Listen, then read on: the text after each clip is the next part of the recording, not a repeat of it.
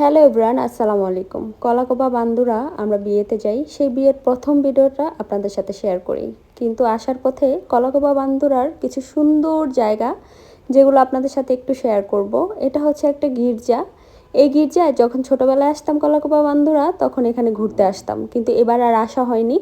গির্জাটার ভিতরে এবার যাওয়া যায়নি, তার জন্য আর যেতে পারিনি। তো এটার ভিতরে খুব সুন্দর ছিল, একবার গিয়েছিলাম। তখন যখন গিয়েছিলাম, এই গির্জার ভিতরে একটা স্বর্ণের মূর্তি ছিল, জানি না এখন আছে কি না। তো আমরা দেখলাম প্রথম গেটটা বন্ধ, সেজন্য আর যেতে পারি নাই। আমরা যেহেতু ঢাকার উদ্দেশ্যে রওনা হয়েছি, যাওয়ার পথে আমরা দুইটা জায়গায় ঘুরতে যাব। এই হচ্ছে গির্জার পথ দিয়ে আমরা যাচ্ছি মৈনট ঘাট। তো পদ্মার পাড়ে যে মৈনট, এটাকে মিনি কক্সবাজার বলা হতো, কিন্তু এখন এই জায়গাগুলো ভেঙে গিয়েছে এবং চারদিকটা পুরোই অন্যরকম। যখন আগে একবার গিয়েছিলাম, তখন কিন্তু একেবারে কক্সবাজারের মতো বসার জায়গা ছিল, এখানে কিন্তু পাড়ে খুব সুন্দর ঢেউ আসতো। কিন্তু সেই সুন্দর জায়গাগুলো ভেঙে এখন পুরাই অন্যরকম হয়ে গিয়েছে। পদ্মার যে রূপ, সেটা কখন যে বদলাবে কেউ বলতে পারে না। তো আমরা এখানটায় নেমে কিছু ছবি তুলে চলে আসলাম। এখান থেকে যাওয়ার পথে আমাদের চোখে পড়লো এখানকার একটা সুন্দর বাড়ি, সেটা হচ্ছে রাজবাড়ি। এই রাজবাড়িটা আমরা অনেক আগে যখন ঘুরতে এসেছিলাম তখন অন্যরকম লেগেছে। আরেকটা রাজবাড়ি এখানে পাশাপাশি ছিল, সেটার গেট বন্ধ ছিল, সেখানে যাওয়া একেবারেই নিষেধ। আর এই বাড়িটা উন্মুক্ত ছিল, এটার বাইরে ছিল রেস্টুরেন্ট, এখানে কিছু বসার জায়গা খোলামেলা, কোনো টিকিট লাগে না, কিছু লাগে না। একটু যারা ঘুরতে চান এমনিতেই যেতে পারবেন। এই বাড়ির ভিতরে মানুষ বসবাস করে, এখানে কাপড় বারান্দায় দেখলাম যারা থাকে তাদের মেলে রেখেছে। তো এটার ভিতরে যে লোকজন থাকে সেটা বোঝা গেল। আর এখানে মানুষজন খাওয়া দাওয়া করতেও আসতে পারে, বাইরে রেস্টুরেন্ট ছিল, বসার জায়গা ছিল, সুন্দর একটা ঘাট ছিল। এই ঘাটে সবাই বসে সুন্দর সুন্দর ছবি তোলা যেতে পারে।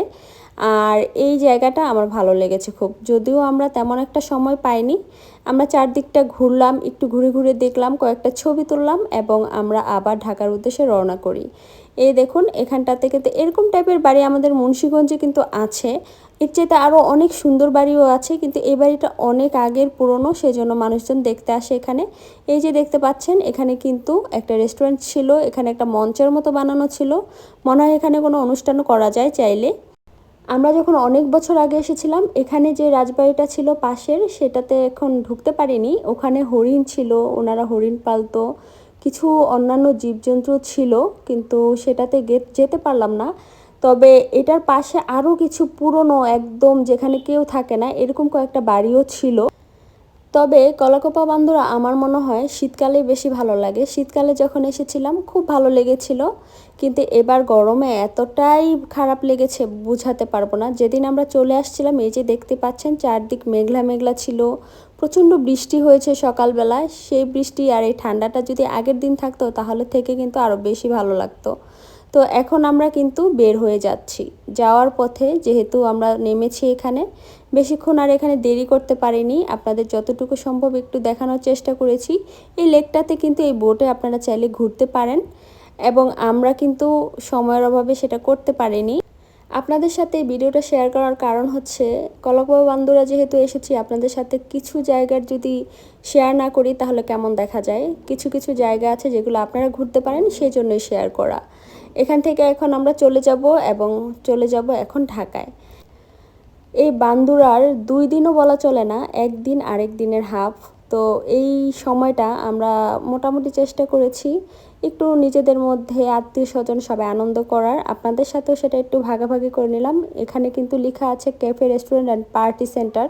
এখানে চাইলে যে কোনো বিয়ের অনুষ্ঠান বা যে কোনো পার্টিও করা যেতে পারে। এখানে তেমনটাই দেখলাম।